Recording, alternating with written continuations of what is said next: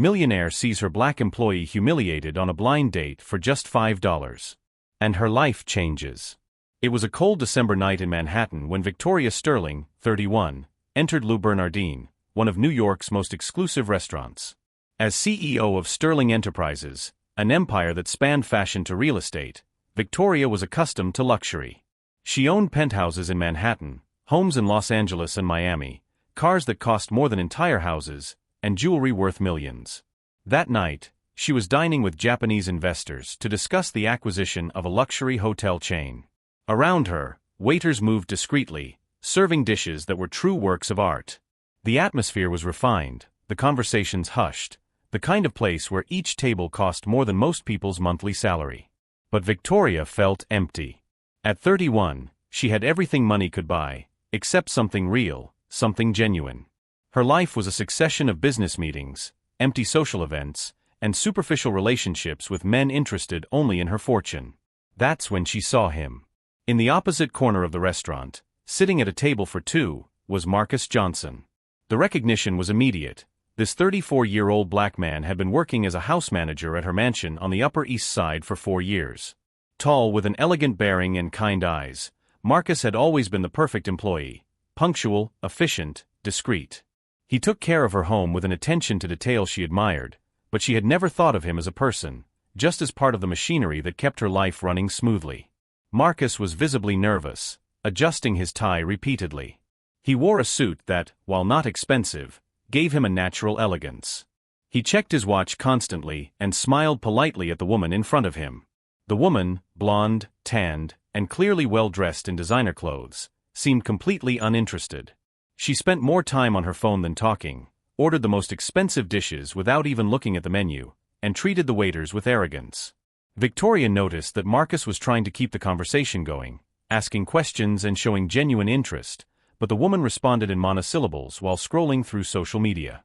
It was obvious that this was a blind date organized by some dating app. Marcus had clearly made an effort to make a good impression. His suit was impeccable, his shoes were shiny, and he behaved like a true gentleman. The woman, on the other hand, seemed to be there only out of obligation or entertainment. Victoria diverted her attention for a few minutes, focusing on the investor's presentation of figures and projections. When she looked back at Marcus's table, the scene she saw left her completely shocked. The waiter had just brought the bill. The woman took it, looked at the amount, and burst out in a cruel, loud laugh that made several people in the restaurant turn around. She got up from the table, grabbed her Chanel bag, and with a malicious smile, said something to Marcus that made his face turn completely pale. "Sorry, honey," Victoria could hear the woman's voice laden with sarcasm and disdain, "but I don't pay $180 for a dinner for a domestic worker. You said on the app that you worked in luxury properties. You forgot to mention that it was as a cleaner. I hope your $5 is enough for the tip." She laughed even louder, clearly enjoying the situation, and walked away swinging her hair, leaving Marcus alone with a $180 bill at one of the most expensive restaurants in Manhattan. Victoria watched Marcus open his wallet with trembling hands. He counted and recounted the money he had, just a few dollars that clearly weren't enough for even an appetizer, let alone a full meal at that establishment. His expression was one of pure despair and humiliation. The man who had taken care of her home with such professionalism and dedication for 4 years was sitting alone, facing one of the cruelest humiliations Victoria had ever witnessed. He looked around, clearly searching for an impossible solution, his eyes filling with tears that he struggled to hold back. Marcus tried to discreetly call the waiter, probably to explain the situation, but hesitated. Victoria could see the shame consuming him. He was a proud, hard-working man who had always behaved with dignity in all the years he had worked for her. Seeing his silent despair was heartbreaking. At that moment, Victoria realized she was witnessing something more than just an unpaid bill. She was seeing a human being deliberately destroyed by someone who enjoyed racial and social cruelty. Marcus, the man who had organized her life for years, who took care of her most precious belongings, who had always treated her with respect and efficiency, had been the target of a cruel trap set by a woman who clearly enjoyed humiliating black men she considered inferior. Without a second thought, Victoria got up from the table. Her investors looked at her in surprise, but she didn't hesitate. She crossed the restaurant with determined steps, her heart pounding because of what she was about to do. When she reached Marcus's table, he looked up. Recognition was immediate, followed by a wave of shame that colored his cheeks. She was literally the last person in the world he wanted to find himself in this situation with. His employer, the woman he depended on financially. Marcus stood up immediately, almost knocking over his chair. "Miss Sterling, I can explain." He began to stammer, his voice laden with humiliation and despair. Victoria raised her hand gently, indicating that he should sit down. Without ceremony, she sat down in the chair that the cruel woman had left empty a few minutes earlier. Her imposing presence immediately prompted the waiter to approach, recognizing her as one of the establishment's VIP customers. "Marcus," Victoria said softly, using his first name for the first time in 4 years of working together. "No need to explain anything. I saw what happened." Marcus hung his head, mortified. "Ms. Sterling, this is so embarrassing. I should never have come to a place like this. I can't afford." "Stop," Victoria interrupted him. "The problem isn't that you're here. The problem is that a cruel person decided to have fun at your expense." She took the bill from Marcus's trembling hands and didn't even look at the amount. With a natural movement, she handed her black card to the waiter. "And bring a bottle of your best Dom Perignon champagne," she added calmly. Marcus looked at her in shock. "Ms. Sterling, I can't allow you to." "Marcus," Victoria said, looking him directly in the eye for the first time. "In 4 years of working for me, have you ever seen me speak to you as a person?" Marcus hesitated. "No, ma'am." "Exactly. And that says more about me than it does about you." Victoria sighed. "I just witnessed one of the cruelest things I've ever seen.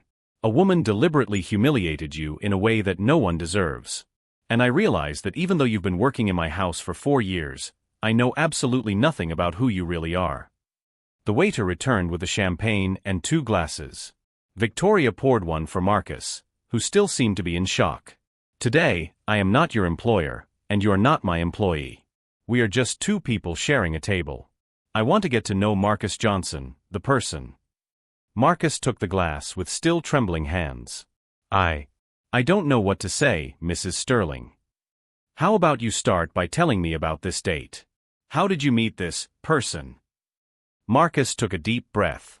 "It was through a dating app. Elite Match. We talked for 3 weeks. She seemed interesting, intelligent. She said she worked in marketing for a cosmetics company. She seemed genuinely interested in getting to know me." "And the restaurant?" "She chose it. She said she wanted something special for our first date. She promised we'd split the bill." Marcus laughed bitterly. "I should have been suspicious when she insisted on ordering only the most expensive dishes." Victoria studied him as he spoke. For the first time, she noticed details about Marcus she had never noticed before. The articulate way he expressed himself, the natural elegance of his gestures, the clear intelligence in his eyes. How had she worked for him for so long without really seeing him? "Marcus, may I ask you a personal question? You don't have to answer if you don't want to." "Of course, ma'am." "Why do you work as a house manager? You're clearly educated, you express yourself well." Marcus smiled sadly. "I have a master's degree in English literature from Columbia. I worked as a high school teacher for 6 years. I loved teaching." "What happened?" "My mother got sick. Cancer. Her health insurance didn't cover all the treatments she needed. I needed a job that paid much better than teaching, and that had the flexibility to take care of her." Marcus paused.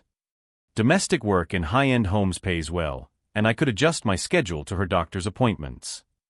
Victoria felt something stir in her chest. "And your mother?" "She recovered, thank God. She's been in remission for 2 years. But now she's 67 and can't work. I support her and my younger sister, who's in college." "What is your sister studying?" "Medicine. 2nd year at NYU. She's brilliant." The pride in Marcus's voice was evident. Victoria looked at him with growing admiration. "So you're supporting your mother, paying for your sister's medical school, and working in multiple homes to do so?" "I work for 3 different families. You, the Morrison family in Brooklyn Heights, and the Chen family in Greenwich Village. 6 days a week." "And when do you have time for yourself?" Marcus gave a humorless laugh. "Time for myself? This date today was the first time in 2 years that I've gone out socially.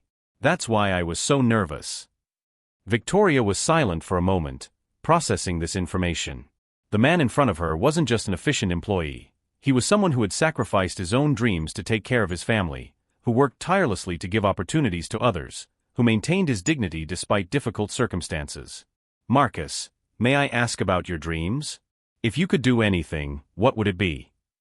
Marcus's eyes lit up for the first time that evening. I would love to return to teaching. Specifically, working with underprivileged youth, helping them discover the power of literature and education. I've always dreamed of opening a school or at least an educational program for young people who don't have the same opportunities. Victoria smiled genuinely for the first time. That's beautiful, Marcus. It's just a dream, Marcus said, lowering his head again.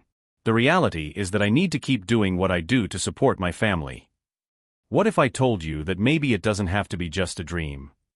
Marcus looked at her, confused. What do you mean? Victoria leaned forward. Marcus, in 4 years, you have been the most reliable, most efficient, and most respectful employee I have ever had. You take care of my house as if it were your own. You have integrity, education, noble dreams. How did I never notice this before? Because I'm just the employee, Marcus said simply. No, Victoria said firmly. You are much more than that. And maybe it's time I started seeing the people around me as complete human beings, not just functions. The conversation between Victoria and Marcus lasted for over 2 hours. As the champagne glasses emptied and the restaurant gradually grew quieter, they both discovered aspects of each other they never imagined existed. Victoria spoke for the first time about her deep loneliness, despite being constantly surrounded by people. Do you know what the problem is with having a lot of money, Marcus? You can never be sure if people like you or your bank account. Marcus listened to her with genuine attention. That must be a terrible loneliness, ma'am. It is. And please, call me Victoria. At least tonight. Marcus smiled shyly. Victoria, can I ask you something? Of course. Why did you come here today? Why didn't you just pretend you didn't see me? Victoria thought for a moment. Honestly? Something about seeing you humiliated like that bothered me deeply. But now, talking to you, I realize it was more than that. I think I recognized a decent person being mistreated, and it reminded me of how rarely I see true decency in my world. Your world must be very different from mine. It is. And I increasingly realize that this isn't necessarily a good thing. Victoria paused. Marcus, can I confess something? In recent years, I've felt completely disconnected from any real purpose. I run companies, I accumulate more wealth, but for what? What am I really building? Marcus studied her. It sounds like you're searching for meaning. Exactly. And listening to you talk about your dreams of educating underprivileged youth, about sacrificing your own ambitions for your family. There's a nobility in that I've never experienced. Nobility. Marcus chuckled softly. Victoria, I clean houses for a living. No, Marcus. You support a family, you've allowed your sister to pursue her dream of becoming a doctor, you cared for your mother during a terrible illness. That's far more noble than anything I've ever done with all my resources. The waiter approached discreetly. Sorry to interrupt, but the restaurant will be closing in 15 minutes. Victoria looked around, surprised. The restaurant had emptied almost completely while they talked. Of course, thank you. When the waiter walked away, Marcus said, Victoria, this has been the most interesting evening I've had in years. Thank you for turning what started as a terrible humiliation into something special. For me too, Marcus. And I have a proposal for you. Marcus looked at her curiously. Tomorrow night, I'd like to invite you to dinner again. Not as employer and employee, but as friends. There's so much more I want to know about you. Marcus hesitated.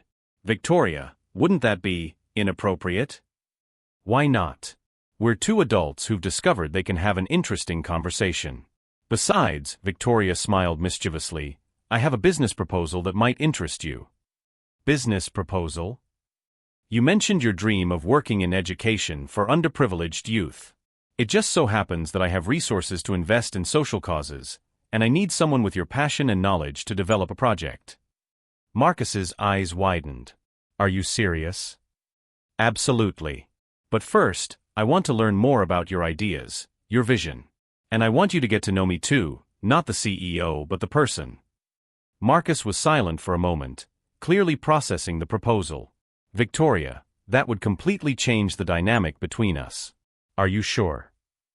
Marcus, tonight has changed my perspective on many things. For 4 years, I had an extraordinary man working in my home, and I treated him like furniture. That says something terrible about who I've become. You're not a terrible person, Victoria. Maybe not terrible, but certainly blind. Blind to the real people around me, blind to opportunities to do something meaningful with my resources. Victoria leaned forward. Marcus, could you help me see the world differently? How? Show me how to use my wealth to really make a difference. Help me understand what people like you really need. And in return, let me help you achieve your educational dreams. Marcus studied her for a long moment. That would be incredible. But Victoria, people will talk. A millionaire and her former domestic worker working together. Let them talk. I'm tired of living my life based on what others think. Victoria held out her hand. Partners. Marcus smiled and shook her hand. Partners. When they left the restaurant together on that cold December night, they both knew that something fundamental had changed. Victoria had discovered a purpose she had been searching for years, and Marcus had found an opportunity to fulfill dreams that had seemed impossible. Neither of them imagined that this chance encounter in an elegant restaurant would be the beginning of a transformation that would change not only their lives, but the lives of hundreds of young people who would benefit from the unlikely partnership between a lonely millionaire and an educator with a heart of gold. What had begun as an act of compassion would become one of the most powerful and transformative collaborations either of them had ever experienced. In the weeks following that transformative evening at Le Bernardin, both Victoria and Marcus's lives changed in ways neither of them had anticipated. Victoria's promise was not just a courtesy, she was truly determined to develop a serious educational project. Marcus continued to work in the 3 houses initially, but Victoria insisted on substantially increasing his salary and reducing his responsibilities so that he would have time to develop the educational proposal. Consider it an investment, she said. I want your mind focused on creating something extraordinary. They began meeting 3 times a week in the private library of Victoria's mansion. Marcus brought detailed proposals, research on innovative educational methods, and carefully calculated budgets. Victoria was impressed by the depth of his knowledge and the genuine passion he displayed. Marcus, she said during one of their planning sessions, you should be running a university, not cleaning houses. Circumstances don't always allow us to pursue our dreams immediately, Marcus replied. But perhaps they better prepare us for when the opportunity finally arrives. Marcus's wisdom and maturity constantly surprised Victoria. She began to value not only his ideas about education, but his perspectives on life, family, and purpose. Their conversations expanded beyond work, touching on philosophy, literature, and personal experiences. One evening, after a particularly productive planning session, Victoria said, Marcus, can I ask you something personal? Sure. Have you ever felt bitter? About having to abandon your dreams, about working in jobs that are beneath your education? Marcus thought carefully. There were times, especially in the beginning. When I was cleaning bathrooms with a master's degree from Columbia, I sometimes wondered if all those hours studying had been worth it. And now I realize that every experience taught me something valuable. Working in different homes showed me how people from different backgrounds live. It gave me a perspective on inequality that I would never have had just as a private school teacher. Victoria watched him with growing admiration. You've turned adversity into wisdom. And you're turning privilege into purpose, Marcus replied. That's equally valuable. As they worked together, Victoria discovered aspects of Marcus that fascinated her more and more. He spoke 3 languages fluently, had read virtually every classic of world literature, and possessed an impressive knowledge of history and social politics.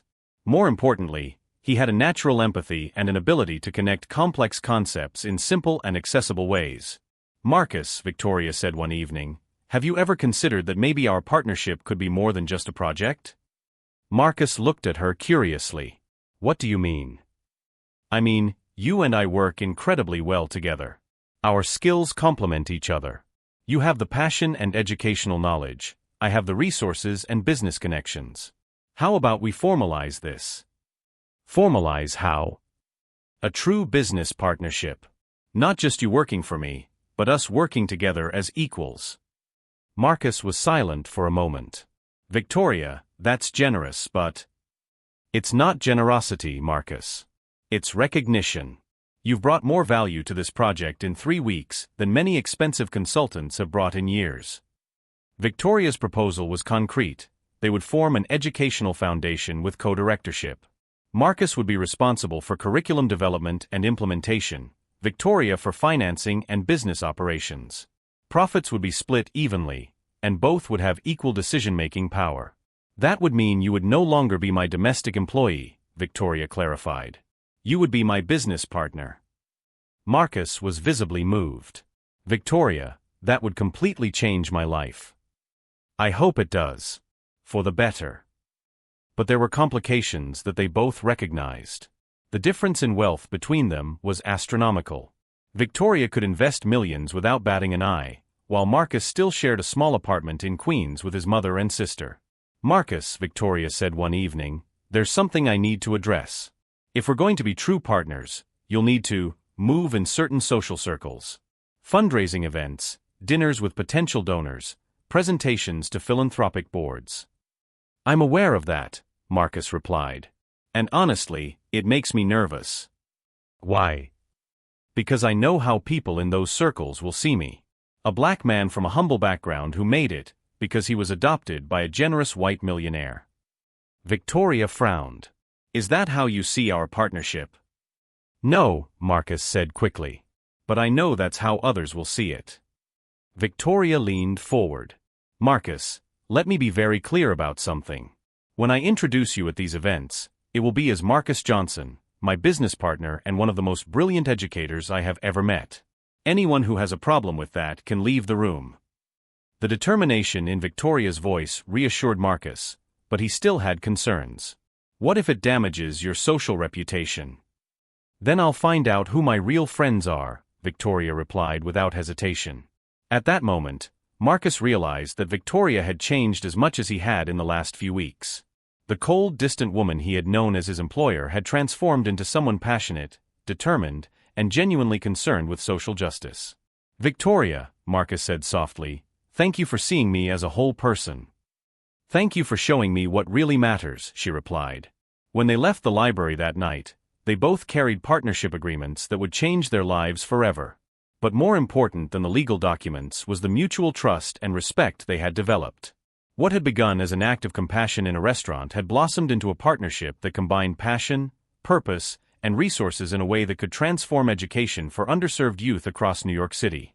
6 months after that transformative night at Le Bernardin, the Sterling Johnson Foundation was about to open its first educational center in the Bronx. The renovated building, which had once housed an abandoned factory, now shone as a beacon of hope for underprivileged youth in the area. Victoria and Marcus stood on the stage of the main auditorium, preparing for the opening ceremony. More than 200 people were in attendance, from CEOs of large corporations to parents of students who worked multiple jobs to make ends meet. It was exactly the kind of diversity they had dreamed of bringing together. Nervous? Victoria whispered to Marcus as she adjusted the microphone. Terrified, Marcus admitted with a smile. I've never felt more confident in my life, Victoria replied, and she truly meant it. The past 6 months had been a roller coaster of challenges and triumphs. As Marcus had predicted, their partnership caused considerable controversy in Victoria's social circles. Some of her high society friends made cruel comments about misguided charity and dangerous naivety. 2 board members of one of Victoria's companies suggested she was having a nervous breakdown that could affect her business. But for every person who questioned her decision, 3 others were inspired. Successful black executives reached out to Marcus to offer mentorship and support. Established educational foundations offered partnerships. Even some of the early critics changed their minds after seeing the concrete results of the foundation's work. The most rewarding moment had come 3 weeks earlier, when Marcus's sister Alicia graduated from medical school with honors. She landed an internship at one of Manhattan's top hospitals, partly thanks to the connections Victoria had facilitated, but mainly due to her own academic brilliance. "Marcus," Alicia had said during the graduation party, "you sacrificed your dreams so that I could fulfill mine. Now it's your turn." As Victoria began her opening speech, Marcus looked out at the audience and saw faces that represented exactly what they had worked to achieve. Young Black and Latino people who would finally have access to quality education. Parents who worked as domestic servants, as he had done, but who now saw real hope for their children's future. 6 months ago, Victoria was saying, I was a successful but empty businesswoman. I had all the resources in the world, but no real purpose. That's when I witnessed an act of cruelty that changed my perspective forever. Marcus knew Victoria was referring to that terrible night at the restaurant, but they had decided not to go into personal details. The story was bigger than their individual experiences. I met a man, Victoria continued, who had sacrificed his own dreams to care for his family, who worked tirelessly to give opportunities to others, who maintained his dignity despite the most difficult circumstances. This man taught me that true success is not measured by the size of your bank account, but by the positive impact you have on the lives of others. The audience applauded, and Marcus felt a wave of emotion wash over him. Victoria had grown so much in the last few months, transforming herself from a privileged but isolated woman into a passionate leader for social justice. When it was Marcus's turn to speak, he looked at Victoria and smiled. 6 months ago, I was a man who had lost hope of achieving his dreams. I worked honestly, supported my family, but had accepted that certain things were beyond my reach. He paused, meeting the eyes of several young people in the audience. That's when an extraordinary person showed me that the value of a human being is not measured by the work they do, but by the character they demonstrate. Victoria Sterling didn't just give me an opportunity, she gave me back my dignity. Marcus gestured to the educational center around them. This place exists because 2 people from completely different worlds decided that quality education should not be a privilege only for the wealthy. You young people here today represent the future. And I want you to know one thing, no matter where you come from, no matter what others say about your chances, with education, determination, and people who believe in you, any dream is possible. The audience rose to spontaneous applause. Marcus saw tears in the eyes of many parents in attendance, people who worked as he had worked, who sacrificed as he had sacrificed, but who now saw real hope for their children. After the formalities, Victoria and Marcus circulated around the party, talking to students, parents, and donors. That's when Marcus noticed a familiar figure near the drinks table. It was the woman who had humiliated him in that restaurant 6 months ago. She had clearly recognized Marcus and was trying to discreetly leave the event, but he approached her. Victoria, sensing the tension, accompanied him. "I'm sorry," the woman said nervously, clearly embarrassed. "I didn't know you'd be here. I saw in the newspaper about the foundation and thought I'd make an anonymous donation." Marcus studied her for a moment, then smiled genuinely. "Thank you for coming. And thank you for that night at the restaurant." The woman looked confused. "What do you mean?" "If you hadn't humiliated me like that, Victoria would never have approached my table. And none of this," he gestured to the educational center, "would have happened. Sometimes the worst moments in our lives lead us to the best." The woman was speechless, clearly not expecting such a gracious response. Victoria approached. "Marcus is right. Your cruelty, paradoxically, created something beautiful. I hope you learn from this." When the woman walked away, Victoria looked at Marcus with admiration. "How do you manage to turn even cruel people into lessons in growth?" "Because I've learned that holding a grudge only hurts us. And today, looking at all this," Marcus pointed to the young students laughing and talking around them, "how can I feel anything but gratitude?" That night, after all the guests had left, Victoria and Marcus were alone in the empty auditorium. The lights were dim, and through the large windows they could see the city lights shining like promises of the future. "Marcus," Victoria said softly, "I need to confess something." "What?" "That night at the restaurant, when I saw you being humiliated, I didn't act out of compassion alone. I acted because I recognized in you something I had lost long ago." "What?" "True dignity. Strength of character. The ability to maintain integrity even in the worst circumstances." Victoria paused. "You taught me to be a better person, Marcus. Not just a more conscientious businesswoman, but a more complete human being." Marcus held her hand. And you taught me that there are people willing to see beyond appearances, to recognize potential where others see only limitations. They were silent for a moment, reflecting on the incredible journey that had brought them there. You know what's most ironic? Marcus finally said. What? That woman thought she was humiliating me by leaving me with a $180 bill. But she actually gave me a priceless gift. She connected me with you, and through you with my true purpose. Victoria smiled.